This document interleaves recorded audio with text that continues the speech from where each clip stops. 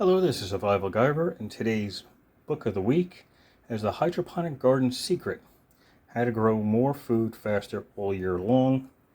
This is by Susan Patterson, Master Gardener, Certified Health Coach, and published author.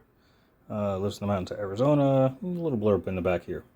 So this book is about hydroponics. It's got a little bit of history, who's involved in it, and different ways to bring hydroponics to your home, your homestead, your farm, wherever you need to grow food. So this is a nice starting book. It's actually pretty small. It's about 108 pages. I will I'll put a link for Amazon where to find this, and more information about the author in the description below. So this is actually a neat little book. Let's see, 2019 is when this was published. So the contents, let's see if I can get this to zoom in a little bit. Have my mouse out of the way, might help. Alright, so the contents, what plants need, the early days. There's a whole bunch about the pioneers. Hydroponic pioneers like John Woodward, John Baptiste Bessincourt, probably butchered the last name, I'm sorry. Ferdinand Gustav Julius von Sachs, Ludwig Wilhelm Nope. Yeah, I probably butchered all those names. My apologies, they're outside of my range of wordage. Building the foundation, putting things in motion, understanding the hydroponic system. Water, nutrient reservoirs, drip systems, deep water cultures, all sorts of methods. How to do herbs. A wicking soda bottle system is actually pretty cool. Aquarium water culture system where you can use fish, live fish, in order to be able to add nutrients to your plants. Let the plants grow, and those will also add nutrients for your fish. So it's a revolving door kind of thing there. Starting seeds, transplanting, overcoming obstacles like diseases, pests, nutrient deficiencies, and algae blooms, as well as top 11 hydroponic fruits and vegetables, and getting fishy with aquaponics. So there's some cool things in here. It used to be hydroponics was just a nod, wink. Was just a nod, wink, wink word for pot growing. Now it is accepted by consumers as a preferred method of growing high-quality food. Michael R. Christian, founder of American Hydroponics. So there's all sorts of cool things in here.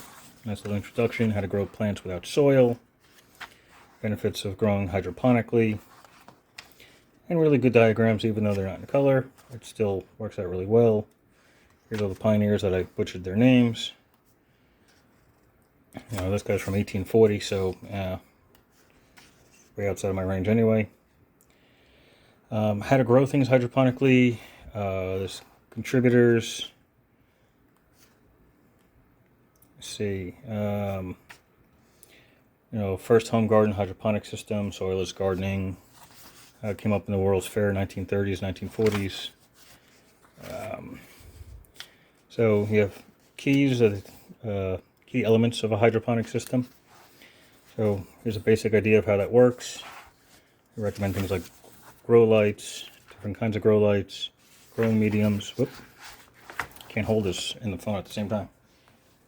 Nutrient solutions, air stoned pump, water. So initially it's a bit more involved than a regular garden. Without a lot of the disadvantages of soil. You don't have to worry about aphids as much, or if at all, if any, because there's no soil. Well, not any direct soil anyway. Better way of getting nutrients, better watering systems. So, like here's an easy project, wicking soda bottle system. So how to grow plants in a soda bottle. Using wick to bring water up. I actually have a brand, I don't know what it was called. It was for like basil or something. I have the container on the side here. I use it to hold pens now. But it was the same kind of concept. It's just in a pretty vase. So, aquarium water culture system, PVC nutrient film technique system, plastic storage stacked container ebb and flow systems. So it's not just a simple setup. There's a whole bunch of options in here. I know I'm kind of zoomed in, but it's because where the camera is, it's quite difficult for me to get this book to line up properly. We talk about pests like aphids, thrips, fungus gnats, white flies, and spider mites. All of them, by the way, are common with regular gardens. How to combat them, nutrient deficiencies, and then what works well in hydroponics, like spinach, kales, beans, tomatoes, blueberries, strawberries, cucumbers, radishes, peppers and chives, basil, mint, and they give you the pH. That's always good too. And a little bit about aquaponics. So if you want to learn about hydroponics and a little bit of aquaponics, this is the book I would start with. I do have more advanced books because I was interested, and this definitely helped me get on the way. This has a lot of background information on how it started, where it came from, who did what.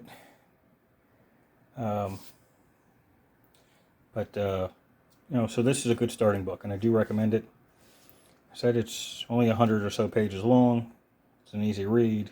It's not in color for the pictures, for those people that only read the pictures, but it's a good start. So instead of getting something that's more advanced in hydroponics and not sure if you're ever going to go through with it, check this book out first. This will help you out on your homestead or wherever you are as another option for growing food, especially if, say, where you are, the soil is hard as a rock, like here where it's dark red clay. Nothing grows in it. We have to add several feet of soil and nutrients and compost on top in order to get anything to grow in it. But other than I can make a lot of red cement. But so this is a good starter, and I do recommend it. And that is it. So in the description will be where to find the book on Amazon, some information about the author. If you have any questions or comments, just leave them below and I will answer them as quickly as I can. And if this is anything that you like or interested in, I want to see more books, which I'm going to be doing every Thursday, at least for a little while, until probably the middle of summer when it gets too busy with family. So you guys have a good amount of knowledge that you can access pretty easy. I have not seen this book in the library. I've checked, at least my local library doesn't have it. You'd have to check your local library. It might be there so you can rent it, borrow it, and read it from there.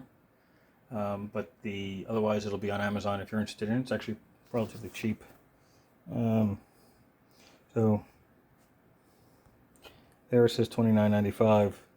It's actually not anywhere near that price. So I don't know if it's just Amazon or I don't even think I paid anywhere near that price. But anyway, all of that'll be in there. Please like and subscribe, and have a glorious day.